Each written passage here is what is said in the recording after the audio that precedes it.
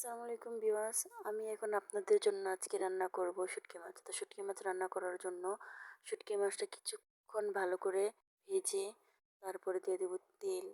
তেলে শুটকিটা ভালো করে ভাজা ভাজা করে নিব। ভাজা ভাজা করে নেওয়ার পর দিয়ে দিব এখন আমি পেঁয়াজ। পেঁয়াজটা ভালো করে লাল করে নেব। ভালো করে লাল করে নিয়ে একটু নাড়াচাড়া করে তার মধ্যে দিয়ে দেবো লবণ, মরিচ ফাঁকি, হলুদ ফাঁকি, আদা রসুন বাটা দিয়ে একটু নাড়াচাড়া করে তেলে ভাজা ভাজা করে নেব। ভাজা ভাজা হয়ে গেলে এখন আমি দিয়ে দেবো এর মধ্যে পানি।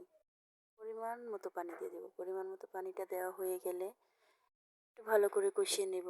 তারপরে দিয়ে দেবো আলু কুচি। দুটো আলু আমি কেটে নিয়েছি। এই দুটো আলু এখন দিয়ে দিব। আলুটা যখন একটু কষানো হবে, ভালো করে একটু কষানো হবে, তারপর আমি আলুর মধ্যে দিয়ে দেবো পানি। ভালো করে কষিয়ে নেব। ভালো করে কষিয়ে নিয়ে যাতে সিদ্ধ হয়ে যায়, তারপর আমি পানি দিয়ে দেবো পরিমাণ মতো। পানিটা যে পর্যন্ত পানির ঝোলটা গাঢ় না হবে পর্যন্ত অপেক্ষা করবো। এখন তার মধ্যে আমি কাঁচামরিচ দিয়ে দেবো। এই কাঁচামরিচটা সিদ্ধ হয়ে যাবে এর মধ্যে, আর ঝোলটাও গাঢ় হয়ে যাবে। এই যে দেখুন ঝোল গাঢ় হয়ে গেছে। আমি এর মধ্যে এখন জিরা ফাঁকি দিয়ে দেবো, একটু সামান্য একটু চাট মশলা দিয়ে দেব।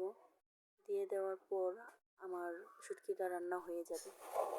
এখন এই যে আমার শুটকি মাছ রান্না করা হয়ে গেছে। পরিবেশন